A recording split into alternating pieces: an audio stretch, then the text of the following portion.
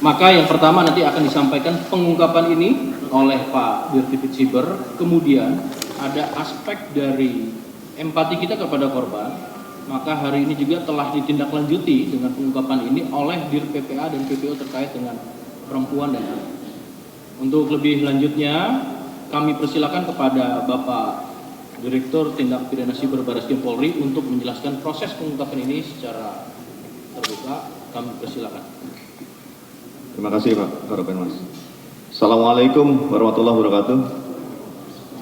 Selamat siang, salam sejahtera untuk kita semua. Shalom, Om Swastiastu, Namo Buddhaya, salam kebajikan. Yang terhormat Bapak Karopenmas Polri, Brigjen Pol Tno Yudo Wisnu Andiko, Direktur Tindak Pidana PPA dan PPO Barreskrim Polri, Brigjen Pol Dr. Nurul Aziza, Wadir Tibet Cyber Barreskrim Polri, Kombes Pol Andri Sudamandi, Kasubdit 1, Kombes Pol Jeffrey, Dirsaber Polda Metro Jaya, Kombes Pol Roberto Pasaribu, dan Kasubdit 3, PLH, Kombes Pol Rizky, serta rekan-rekan media yang terhormat.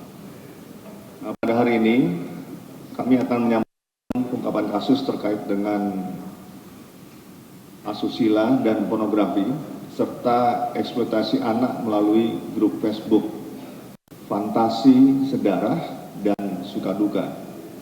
Yang pada kesempatan kali ini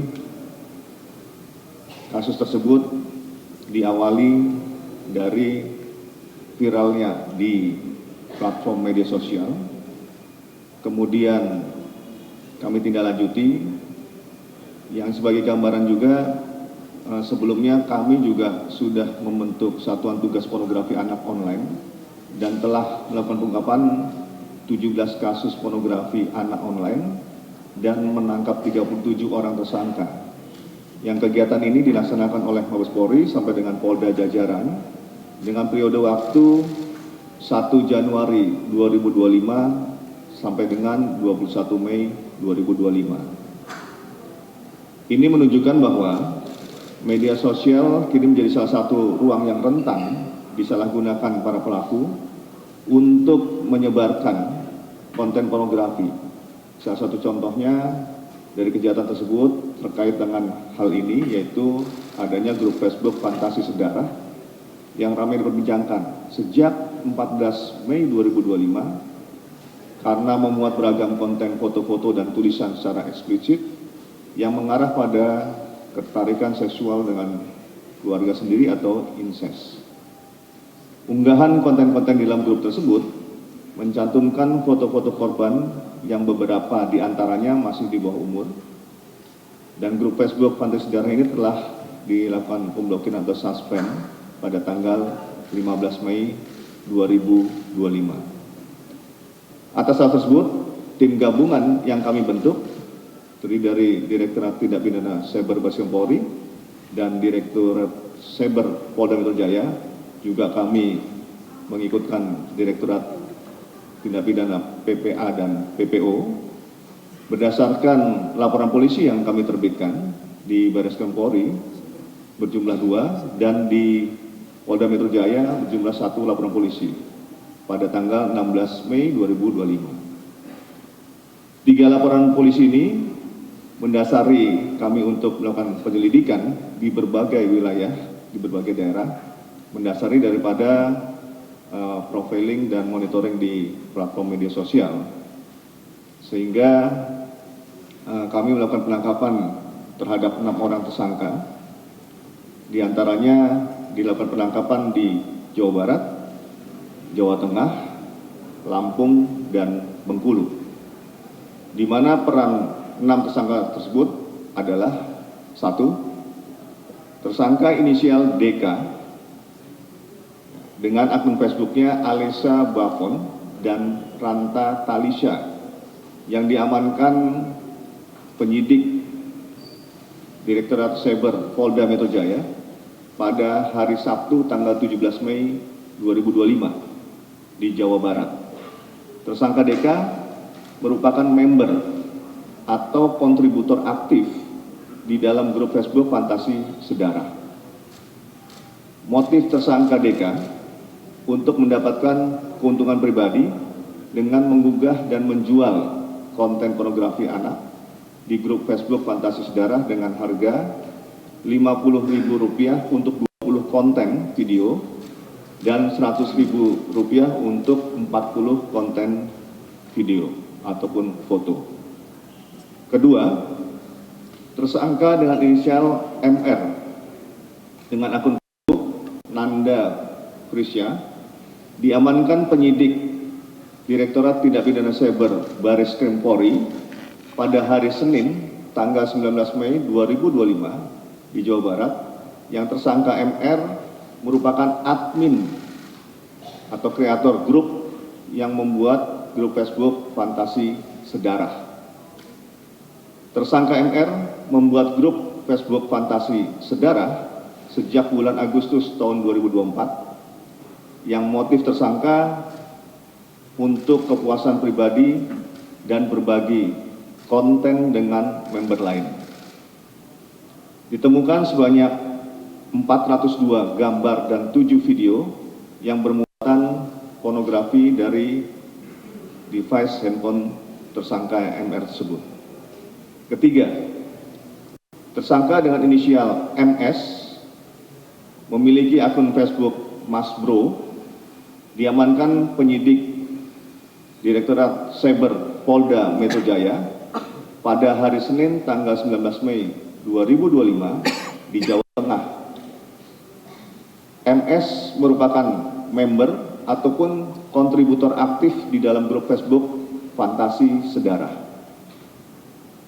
Tersangka MS membuat video asusila dirinya sendiri dengan anak menggunakan handphone tersangka. Tersangka dengan inisial MJ,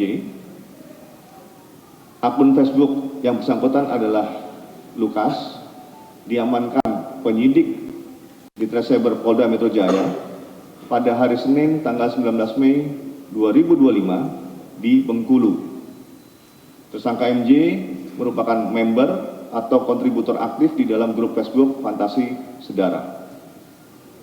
Tersangka MJ membuat video asusila dirinya juga dengan korban, ya, untuk menggunakan HP tersangka dan menyimpan konten tersebut. MJ tersangka tersebut merupakan DPO Polresta Bengkulu dengan kasus perbuatan asusila terhadap korban anak juga. Berdasarkan laporan polisi, sejumlah 4 orang anak yang menjadi korban. 5, tersangka dengan inisial MA memiliki akun Facebook Raja Wali, diamankan penyidik Direktorat Tindak Pidana Cyber Baris Krim Polri pada hari Selasa tanggal 20 Mei 2025 di Lampung. Tersangka MA merupakan member atau kontributor aktif di dalam grup Facebook Fantasi Sedara. Tersangka MA mengunduh konten pornografi anak dan mengunggah ulang konten tersebut di grup Facebook Fantasi Sedara. 66 gambar dan 2 video ditemukan di device yang bersangkutan yang mengandung unsur pornografi. 6, tersangka dengan inisial KA, akunnya Temon-Temon, diamankan penyidik Direktorat Tindak Pidana Cyber Baris Krim Polri pada hari Senin 19 Mei 2025 di Jawa Barat. Tersangka KA merupakan member atau kontributor aktif di dalam grup Facebook Sukaduka. Jadi ini grup Sukaduka sebagai member yang kita amankan. Tersangka KA mengunduh dan konten pornografi anak serta mengunggah ulang konten tersebut di grup Facebook Sukaduka. Berdasarkan hasil pengembangan terhadap 6 tersangka, penyidik juga mengidentifikasi beberapa grup Facebook yang digunakan untuk sharing konten pornografi. Yang saat ini penyidik masih mendalami grup Facebook tersebut yang berkaitan dengan konten-konten asusila dan pornografi serta eksploitasi anak. Barang bukti yang berhasil disita diamankan dari keenam tersangka tersebut antara lain 3 akun Facebook, 5 akun email, 8 unit handphone, 1 unit PC, 1 unit laptop, 2 buah KTP, 6 buah SIM card, 2 buah memory card handphone. Terhadap keenam tersangka dijerat dengan pasal 45 ayat 1 junto pasal 27 ayat 1 junto pasal 52 Undang-Undang Nomor 1 Tahun 2024 tentang perubahan kedua atas Undang-Undang Nomor 11 Tahun 2008 tentang informasi dan transaksi elektronik, dan atau pasal 29 junto pasal 4 ayat 1 dan atau pasal 30 junto pasal 4 ayat 2 dan atau pasal 31 junto pasal 5 dan atau pasal 32 junto pasal 6 Undang-Undang Nomor 44 Tahun 2008 tentang pornografi.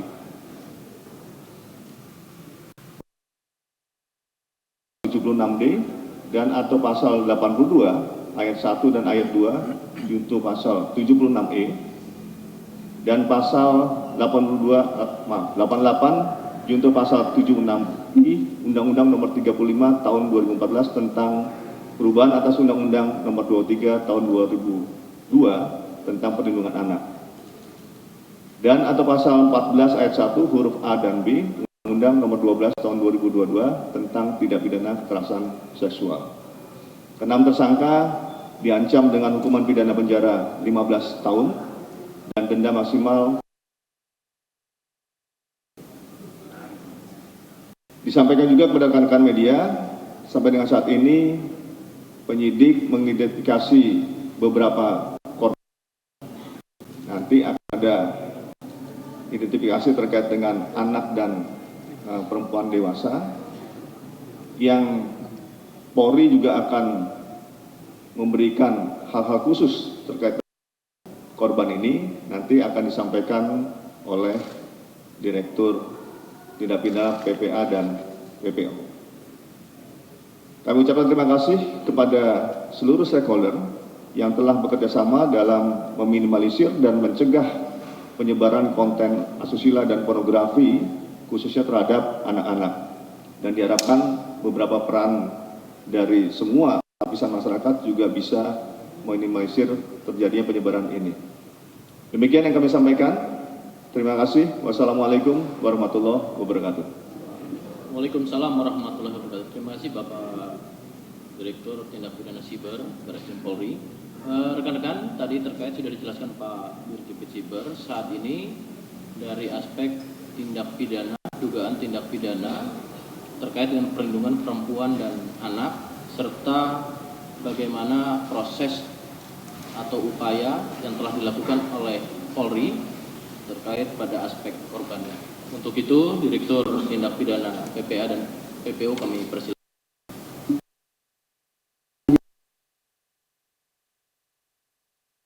Warahmatullahi wabarakatuh. Salam sejahtera untuk kita semua. Om Swastiastu, Namo Buddhaya, salam kebajikan, salam presisi. Yang kami hormati Bapak Karopenmas Divhumas Polri, Brigjen Pol Truno Yudo. Yang kami hormati Dirtipid Siber Barreskrim Polri, Brigjen Pol Himawan Bayu Aji. Yang kami hormati Direktur Reserse Siber Polda Metro Jaya, Kombes Pol Roberto. Yang kami hormati Pak Wadir Siber, Kombes Pol Andri Sudarmaji. Yang kami hormati para Kasubdit yang pada sore hari ini bergabung dengan kita, dan yang saya cintai serta saya banggakan rekan-rekan media. Seiring dengan meningkatnya perhatian sosial terhadap kasus kekerasan seksual khususnya oleh predator seksual yang menyasar kepada perempuan dan anak, tentunya kami menyikapi terjadinya dugaan kasus tindak pidana yang mendistribusikan dokumen dan atau informasi elektronik yang bermuatan kesusilaan dan pornografi serta eksploitasi anak melalui media sosial Facebook, grup fantasi sedara dan suka duka, maka saya selaku Direktur Tindak Pidana Pelindungan Perempuan dan Anak dan Pemberantasan Perdagangan Orang Baris Krim Polri melakukan kolaborasi dan berkomitmen penuh terhadap penanganan kasus ini, mengingat keterlibatan perempuan dan anak sebagai korban serta melibatkan keluarga yang memerlukan penanganan khusus dan komprehensif. Kemudian dari hasil penyelidikan, maka diketahui beberapa hal sebagai berikut, yaitu telah ditemukan ada 3 orang korban berjenis kelamin perempuan yang terdiri dari 1 orang dewasa 21 tahun dan 2 orang anak usia 8 dan 12 tahun di wilayah Jawa Tengah. Kemudian hubungan pelaku dengan korban dewasa adalah adik ipar, kemudian hubungan dengan anak korban adalah paman. Terhadap tersangka telah dilakukan penangkapan, tadi sudah ditunjukkan juga pada hari Senin tanggal 19 Mei 2025 atas nama MS dengan usia 32 tahun. Kemudian modus daripada tersangka yaitu membuat foto dan video yang bermuatan melanggar kesusilaan kepada semua korban, khusus terhadap anak korban telah dilakukan pencabulan. Kemudian telah ditemukan juga 1 anak korban perempuan berusia sekitar 7 tahun di wilayah Bengkulu dengan TSK atas nama MJ usia 25 tahun. Telah dilakukan penangkapan pada hari Senin tanggal 19 Mei 2025 di Bengkulu. Kemudian hubungan antara tersangka dengan anak korban adalah tetangga. Modus operandinya adalah pelaku melakukan perbuatan cabul sebanyak 3 kali dan merekam adegan tersebut dengan perangkat selulernya.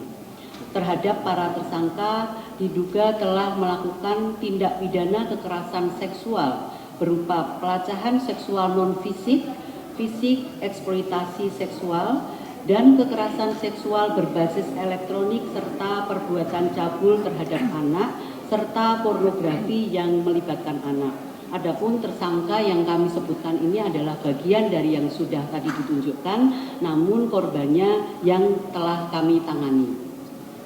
Kemudian perbuatan-perbuatan mereka melanggar undang-undang yang tadi sudah disebutkan oleh Bapak Dirsiber, tidak perlu kami ulangi kembali.